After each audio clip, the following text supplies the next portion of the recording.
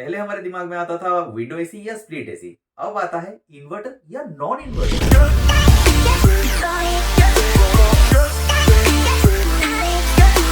ऐसा नहीं कि इन्वर्टर एसी हर जगह पे प्रॉफिटेबल है, नॉन इन्वर्टर एसी का भी बहुत सारे फायदे हैं। How it work. सबसे पहले देखते हैं कि बेसिकली कैसे काम करता है एक नॉन इन्वर्टर और एक इन्वर्टर एसी।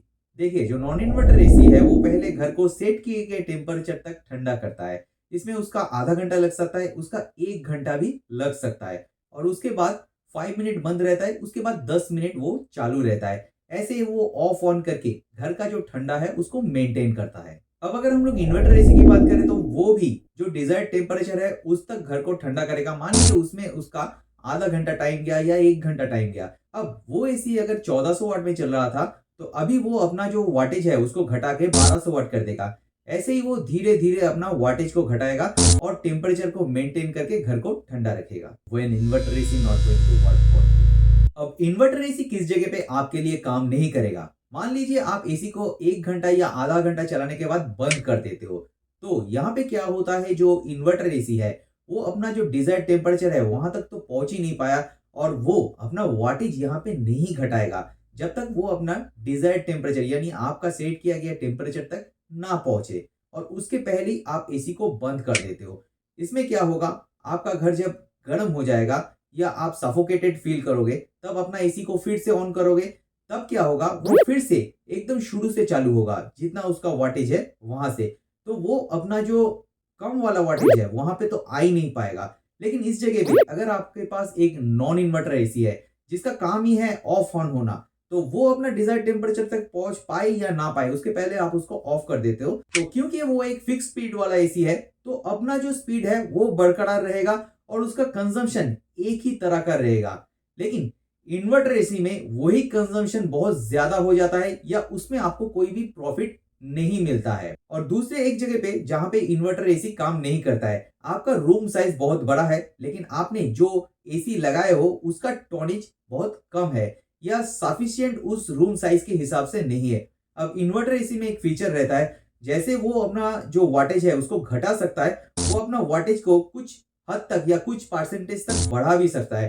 तो जिस वाटेज में उसको चलना चाहिए था, मान लीजिए वो 1400 वाट में चलना चाहिए था, वो अपना वाटेज को 1600 वाट भी कर सकता है। ये किस लिए, कभी कभी घर में ज्यादा आदमी हो जाता है या घर सफोकेटिंग हो जाता है, तब वो अपना वाटेज को बढ़ाता है। लेकिन अगर आपका रूम साइज हिसाब से बड़ा है तो वो अपना वाटेज को बढ़ा के रूम को डिजायर्ड टेम्परेचर तक लाने की कोशिश करेगा, और उस कोशिश में आपका कंजम्पशन ज्यादा हो जाएगा। When inverter AC really workful। कौन कौन सी जगह पे इन्वर्टर एसी सचमुच अच्छा काम करता है। मान लीजिए आपके पास कोई शॉप है, कोई कमर्शियल प्लेस है, या ऐसा घर जहां पे एकदम सुबह से रात तक या पूरी रात आपका एसी कंटिन्यूअसली रन करता है, तो उस जगह पे इन्वर्टर एसी एक बहुत ही अच्छा ऑप्शन है। क्योंकि इस जगह पे क्या होता है, एसी धीरे धीरे घर को ठंडा करने के बाद अपना जो वाटेज है उसको नीचे के वाटेज में ले चला आता है। लेकिन जो फिक्स स्पीड एसी है वो तो एक ही स्पीड में चलता है, ऑफ ऑन होता है, जिसके वजह से जो कंजम्पशन है वो ज्यादा हो जाता है।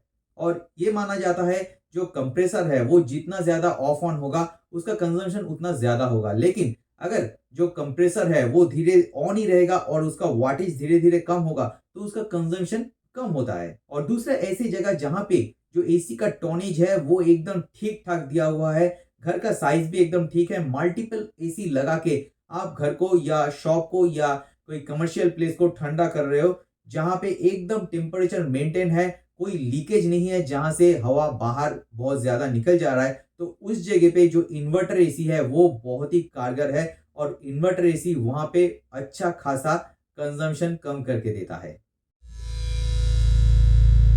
अब बात करते हैं मेंटेनेंस की। देखिए, इन्वर्टर एसी का जो स्पेयर पार्ट्स है उसका प्राइस बहुत ही हाई है। मेनली उसका जो सर्किट बोर्ड है या पीसीबी है उसका प्राइस बहुत ही ज्यादा है। 10,000 से 12,000 के नीचे आपको कोई भी पीसीबी इन्वर्टर एसी का नहीं मिलेगा। वहां जो नॉन इन्वर्टर एसी है उसका पीसीबी 3,500 के आसपास या 4,000 5,000 में भी आपको मिल जाएगा। Product price efficiency.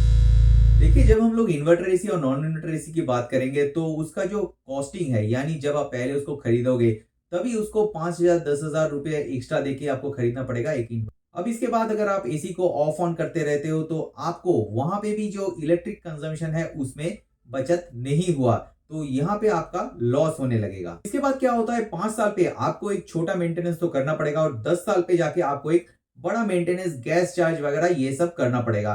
अब अगर पहले ही आपका बचत नहीं हुआ तो यहाँ पे एसी का प्राइस को जोड़ने के बाद नॉन इन्वर्टर एसी से आपका इन्वर्टर एसी का कॉस्टिंग बहुत ज्यादा हो जाता है और आपको प्रॉफिट तो यहाँ होता ही नहीं है। नहीं, अभी तक खत्म नहीं हुआ। आखिर में 5 टिप्स दूंगा जिससे कि आपको ये पूरा माजरा एकदम आसानी से क्लियर कट समझ में आ जाएगा।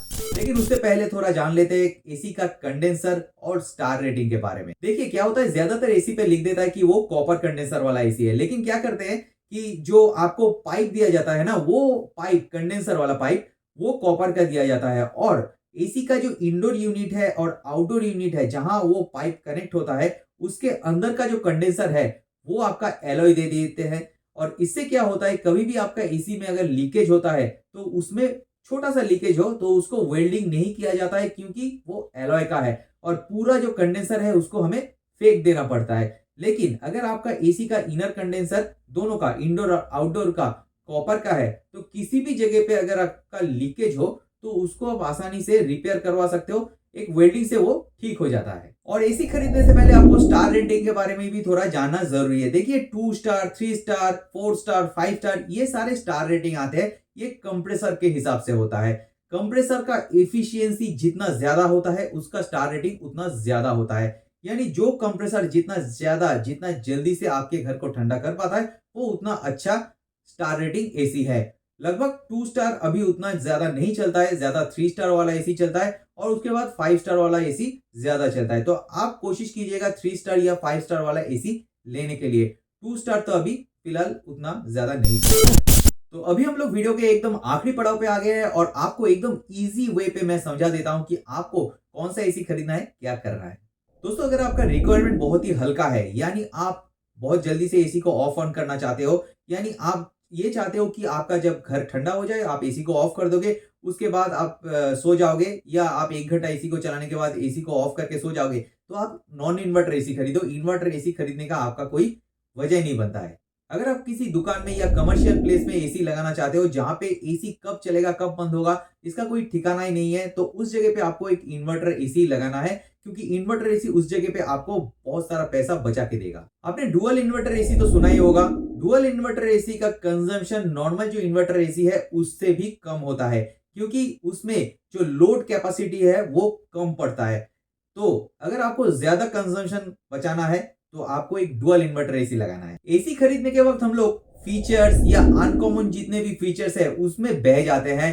हमको ये समझाया जाता है कि इसमें ये वाला फीचर है, इसमें ये वाला फीचर है, लेकिन जब मेंटेनेंस के टाइम आता है वही फीचर के लिए वो वाला सर्किट बोर्ड हमें नहीं मिलता है।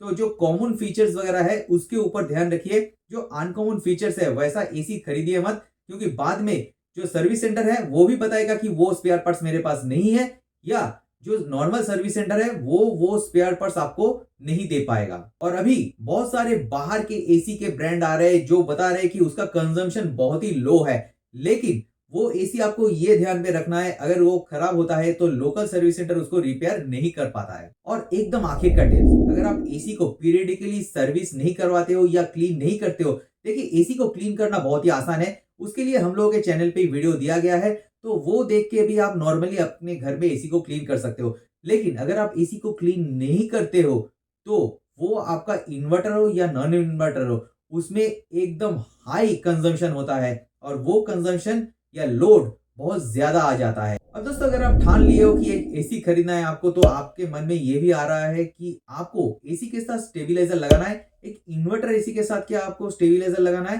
तो उसके लिए हम लोग का जो वीडियो है इस वीडियो को आप देखो, इस वीडियो में आपको जानकारी मिल जाएगा कि आपको एक इन्वर्टर एसी के साथ या नॉन इन्वर्टर एसी के साथ स्टेबलाइजर लगाना है या नहीं लगाना है। और अगर आप अपना ही एसी खुद घर में क्लीन करना चाहते हो तो उसके लिए इस वीडियो को आप देखो। इस वीडियो में आपको टोटल जानकारी मिल जाएगी कि कैसे आप अपने जो एसी है उसको घर में ही क्लीन कर सकते हो।